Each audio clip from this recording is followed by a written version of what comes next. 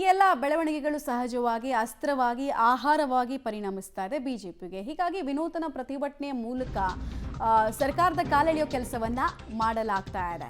ಹೆಂಗೆ ಅನ್ನೋದನ್ನ ನಾವು ಹೇಳ್ತೀವಿ. ಡಿಸಿಎಂ ಡಿಕೆ ಶಿವಕುಮಾರ್ ಸಿಎಂ ಆಗ್ತಾರೋ ಇಲ್ವೋ ಅಂತ ಮಂಡ್ಯದಲ್ಲಿ ಬಿಜೆಪಿಯವರು ಗಿಣಿಶಾಸ್ತ್ರ ಕೇಳಿಸೋ ಮುಖಾಂತರ ಪ್ರತಿಭಟನೆ ಮಾಡ್ತಾ ಇದ್ದಾರೆ. ಈ ವೇಳೆ ಚೊಂಬು ಇರುವಂತಹ ಕಾಡನ್ನ ಗಿಣಿ ತೆಗೆದಿದೆ.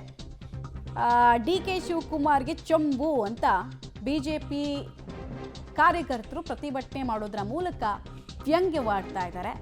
ಪ್ರಸ್ತುತ ರಾಜಕೀಯ ತೊಳಲಾಟದಲ್ಲಿ ಮುಳುಗಿರುವ ನೀವು ಆಡಳಿತದ ಬಗ್ಗೆ ನಿಯಂತ್ರಣವನ್ನು ಕಳ್ಕೊಂಡು ಜನರನ್ನ ನಟ್ಟ ನೀರಿಗೆ ಬಿಟ್ಟಿದ್ದೀರಿ, ಅವ್ರಿಗೆ ಚಂಪು ಕೊಟ್ಟಿದ್ದೀರಿ ಅನ್ನೋದು ಅರ್ಥ. ಯಾರು ಬಂದ್ರೆ ಒಳ್ಳೇದಾಗುತ್ತೆ. ಡಿಕೆ ಶಿವಕುಮಾರ್ ಅವರು ಮುಖ್ಯಮಂತ್ರಿ ಆಗ್ತಾರೆ.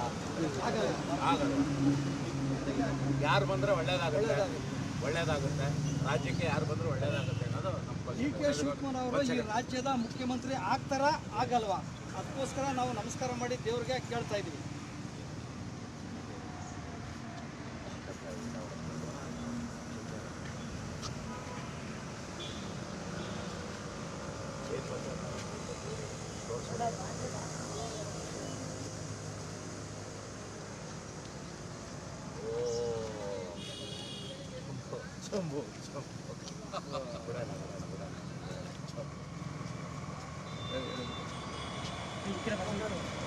ಯಾರು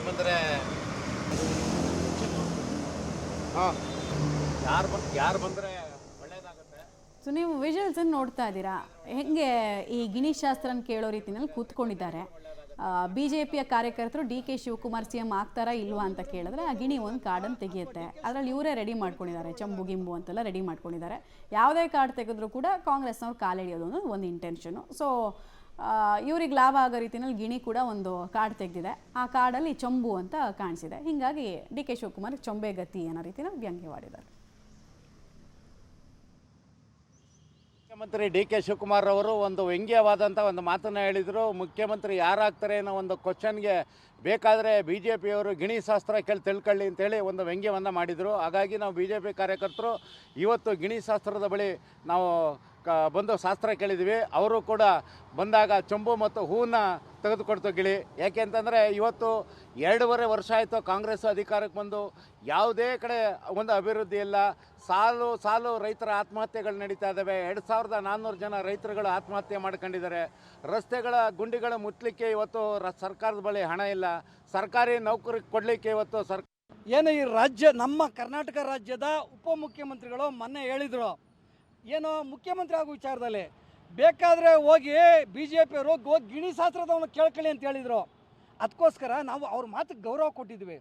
ಈ ರಾಜ್ಯದ ಉಪಮುಖ್ಯಮಂತ್ರಿಗಳವರು ಅವ್ರ ಮಾತಿಗೆ ಗೌರವನಿಟ್ಟು ನಾವು ಇವತ್ತು ನಮ್ಮ ಮಂಡ್ಯದಲ್ಲಿ ನಾವೆಲ್ಲ ಬಿ ಜೆ ಪಿಯ ಕಾರ್ಯಕರ್ತರು ಬೆಳಿಗ್ಗೆನೇ ಬಂದು ಗಿಣಿಶಾಸ್ತ್ರದ ಹತ್ರ ಕೇಳಿದ್ದೀವಿ. ನೋಡಿ ಸ್ವಾಮಿ, ಈ ಕರ್ನಾಟಕ ರಾಜ್ಯದ ಮುಖ್ಯಮಂತ್ರಿ ಯಾರಾಗ್ತಾರೆ? ಸಿದ್ದರಾಮಯ್ಯನವರೇ ಮುಂದುವರಿತಾರಾ ಅಥವಾ ಡಿ ಕೆ ಶಿವಕುಮಾರ್ ಆಗ್ತಾರಾ ಅಂತ ನಮ್ಮದು ಪ್ರಶ್ನೆ. ಅದಕ್ಕೆ ಕೇಳಿದ್ವಿ. ಅದಕ್ಕೆ ಗಿಳಿ ಕೂಡ ತನ್ನ ಏನು ವಯಸ್ಸಲ್ಲಿ ಇದರಲ್ಲಿ ಇದರ ಚಾರಿತ್ರೆಯಲ್ಲಿ ಗಿಣಿ ಒಂದ್ಸಲಿ ಖಾಲಿ ಚೊಂಬು ಕೊಡ್ತು, ಒಂದ್ಸರಿ ಕಿವಿಗೆ ಹೂವು ಮುಟ್ಕೊಳ್ಳೋ ಚೆಂಡು ಹೂವು ಕೊಡ್ತು. ನಮ್ಗನ್ನಿಸ್ತಾ ಇದೆ ಯಾರಾದರೂ ಆಗಲಿ